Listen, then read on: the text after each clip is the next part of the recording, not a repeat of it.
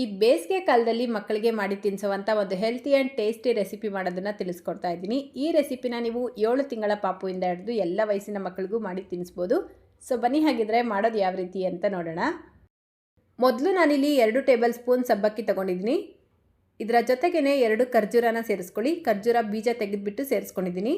ಈಗ 2 ಬಾದಾಮಿ, 2 ಗೋಡಂಬಿನ ಸೇರಿಸ್ಕೊಂಡು ಇದನ್ನು ನೀಟಾಗಿ ತೊಳ್ಕೊಳ್ಬೇಕು. ಮತ್ತೆ ಇದಕ್ಕೆ 1 ಕಪ್ ನೀರು ಸೇರಿಸ್ಕೊಂಡು 1 ಗಂಟೆ ನೆನೆಸಿಡಬೇಕು. ಟೈಮ್ ಇಲ್ಲ ಅಂದರೆ ಅರ್ಧ ಗಂಟೆ ಬೇಕಿದ್ರೂ ನೆನೆಸಿಡ್ಬೋದು. ನೋಡಿ 1 ಗಂಟೆ ನಾನು ಇದನ್ನು ನೆನೆಸಿಟ್ಟಿದ್ದೆ. ಕರೆಕ್ಟಾಗಿ 1 ಗಂಟೆಗೆ ಸಬ್ಬಕ್ಕಿ ಚೆನ್ನಾಗಿ ನೆಂದಿರುತ್ತೆ. ಇದರಲ್ಲಿರುವಂಥ ಬಾದಾಮಿನ ಮಾತ್ರ ತೊಗೊಂಡು ಇದರ ಸಿಪ್ಪೆನ ತೆಗೆದುಬಿಟ್ಟು ಸೇರಿಸ್ಕೊಳ್ಳಿ. ಇದೆಲ್ಲವನ್ನು ಈಗ ಒಂದು ಬ್ಲೆಂಡರ್ ಜಾರ್ಗೆ ಸೇರಿಸ್ಕೊಳ್ಬೇಕು. ಆ ನೀರಿನ ಸಮೇತ ಸೇರಿಸ್ಬಿಟ್ಟು ಅರ್ಧ ಕಪ್ ಹಾಲು ಸೇರಿಸ್ಕೊಳ್ತಾ ಇದ್ದೀನಿ. ಈಗಾಗಲೇ ನೀವು ಮಕ್ಕಳಿಗೆ ಕೌ ಮಿಲ್ಕ್ನ ಕೊಡ್ತಾ ಇದ್ದೀರಾ ಅಂದರೆ ಮಾತ್ರ ಹಾಲು ಉಪಯೋಗಿಸಿ, ಇಲ್ಲಾಂದರೆ ಹಾಲಿಗೆ ಬದಲಾಗಿ ನೀರು ಉಪಯೋಗಿಸ್ಕೊಳ್ಬೋದು.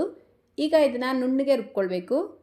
ನೋಡಿ ಈ ರೀತಿ ನುಣ್ಣಗೆ ರುಬ್ಕೊಂಡು ಒಂದು ಪ್ಯಾನಿಗೆ ಸೇರಿಸ್ಕೊಳ್ತಾ ಇದ್ದೀನಿ. ಇದರ ಜೊತೆಗೇ ಮತ್ತೆ ಅರ್ಧ ಅಥವಾ 1 ಕಪ್ ನೀರು ಸೇರಿಸ್ಕೊಂಡು ಈ ಪಾತ್ರೆನ ಗ್ಯಾಸ್ ಸ್ಟವ್ ಮೇಲೆ ಇಟ್ಟು 5 ರಿಂದ 6 ನಿಮಿಷ ಲೋ ಟು ಮೀಡಿಯಂ ಫ್ಲೇಮಲ್ಲಿ ಮಿಕ್ಸ್ ಮಾಡ್ಕೊಳ್ತಾ ಬೇಯಿಸ್ಕೊಳ್ಬೇಕು. ಈ ರೀತಿ ಮಿಕ್ಸ್ ಮಾಡ್ಕೊಳ್ತಾ ಇರಬೇಕು, ಇಲ್ಲಾಂದರೆ ತಳ ಹಿಡಿಯುತ್ತೆ.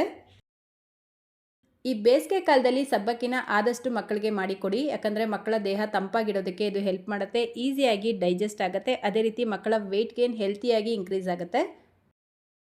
ನೋಡಿ ಕರೆಕ್ಟಾಗಿ 5-6 ನಿಮಿಷಕ್ಕೆ ಇದು ಚೆನ್ನಾಗಿ ಗಟ್ಟಿಯಾಗಿರುತ್ತೆ. ಈ ಕನ್ಸಿಸ್ಟೆನ್ಸಿ ಬಂದರೆ ಸಾಕು. ಗ್ಯಾಸ್ ಫ್ಲೇಮ್ನ ಆಫ್ ಮಾಡಿಕೊಂಡು ಇದನ್ನು ಒಂದು ಬಟ್ಲಿಗೆ ಸೇರಿಸ್ಕೊಳ್ಳಿ.